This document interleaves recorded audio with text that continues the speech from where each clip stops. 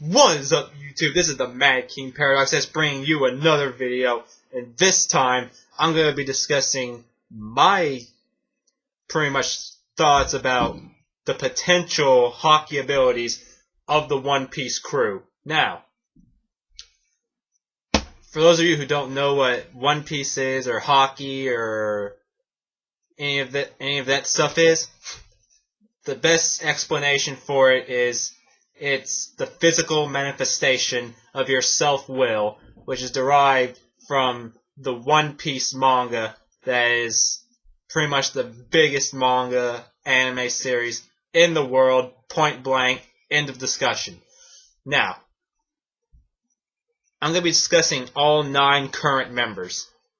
So, if you have no idea what I'm talking about, try and keep up, but this is for those of you who do know what I'm talking about.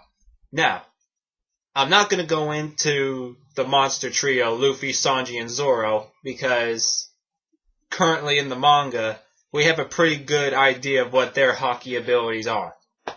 So, I'm going to be focusing on the other members. So, alright. First, I'm going to go with, before I say anything, this is pretty much just my predictions, what I think they're going to be, what they're going to be. So, it's going to come down to 2. I know there's 3. There's Observation, Armament, and Conquerors. But I'm pretty certain that none of the other members are going to get Conqueror's Haki, since that's like the 1 in a million one that very special people get. Although all of the crew members are special in their own right. But I'm pretty much going to narrow it down to Armament and Observation Haki. Which, pretty much because that's the one everyone gets. Alright, first I'm going to start with the Navigator Nami.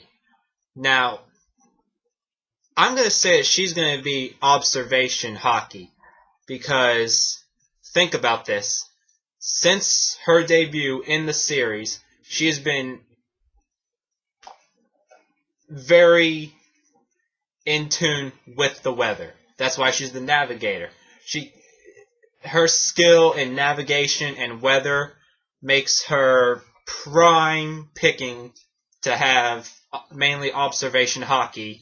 And my thought about this is because, what if her being in tune with weather is a manifestation of her dormant Observation Haki?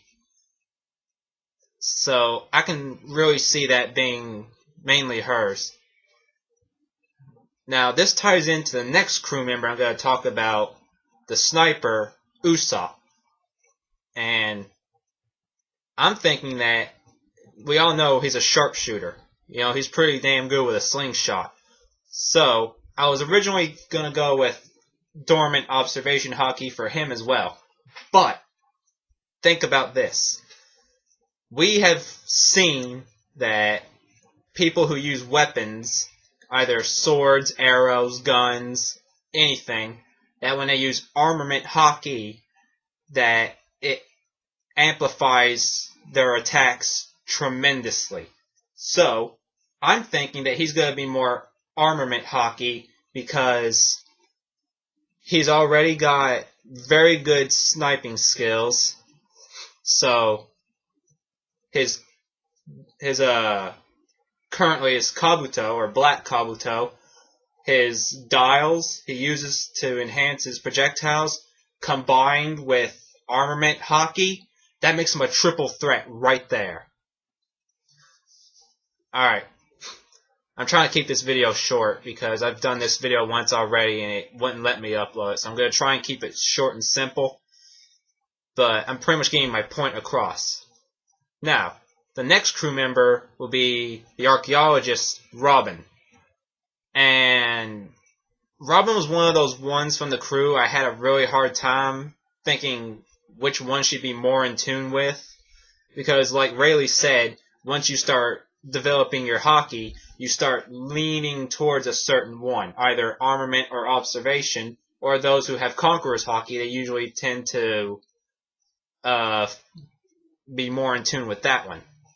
But Robin, this kind of goes with Nami and Usopp. It's kind of an overlaying theme with all the crew members. But I think her more of being observation as well. And this is why. Think about this. She is trying to decipher the poneglyphs, to find the real poneglyph, to discover the 100-year void true history that the world government doesn't want people to know. But think about this. Roger was deciphering the poneglyphs, and we assume he found the real poneglyph and knew the true history, because it's been hinted at by Rayleigh and a couple of other times.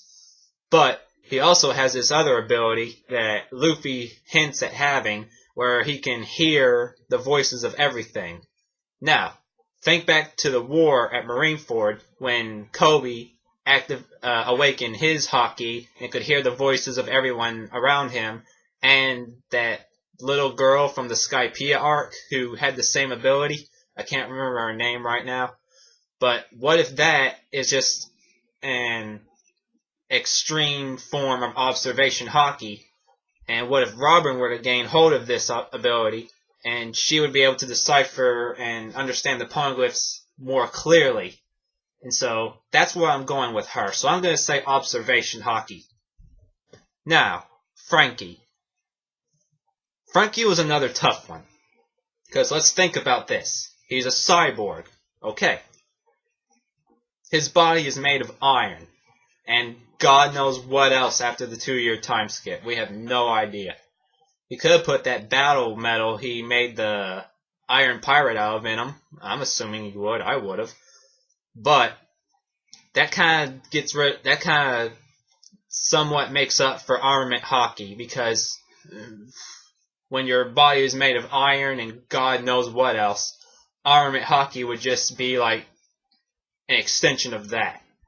So I could see him mainly using armament Haki, but at the same time, I could see him leaning towards observation Haki. So I'm going to say armament for him, but I could easily see him using observation more as well. It's kind of up in the air with him at the moment, but I'm going to stick with armament. Now, Chopper. Chopper, I'm going to say, will be armament. And the reason I say that is because his transformations, his points, I could see those being greatly amplified by armament Haki. And let's face it, there's no question that they will be. They will be. So I'm thinking that his points, especially monster point, since he learned how to control it, along with armament Haki, that would make it a really destructive force. And honestly, with the monster trio, Luffy, Sanji, and Zoro, I could see there being a tie for Frankie and Chopper for being the fourth monster. And honestly, in my opinion, I could see Chopper being the fourth, because now that he's learned to control Monster Point, I honestly see him being able to take Frankie down. Oh, and one more thing I forgot to mention about Frankie. Kaido. It is strongly hinted at that Kaido is also a cyborg, because we saw one of his crew right before the 2-year time skip, and he was a cyborg when X-Drake went to go fight him. So it's pretty much hinted at that Kaido himself is a cyborg, and since he's one of the 4 emperors, all the emperors have very strong Haki.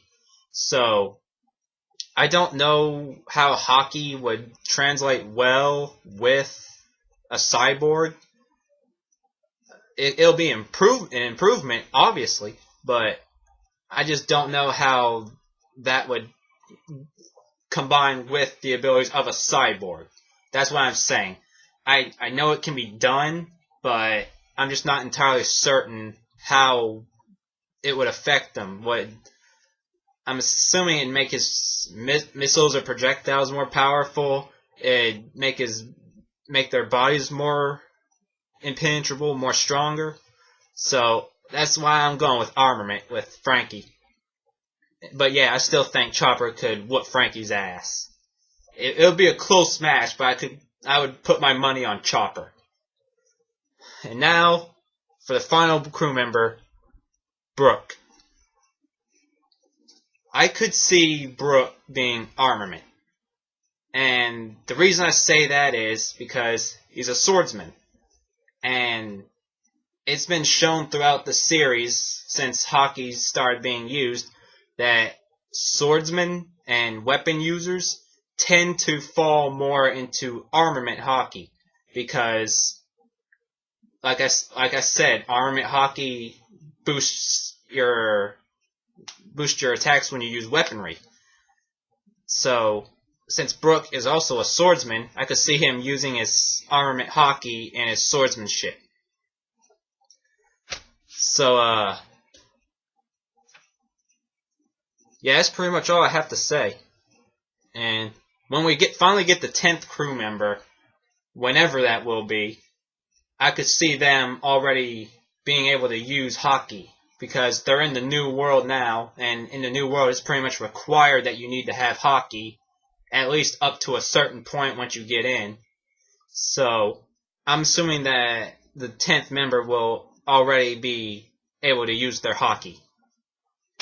Alright, and with that is the end of this video. I know I rushed through it, because I'm trying to make this short. So, alright, give me your thoughts and predictions, and this is the Mad King Paradox S, signing out. Straw Hats!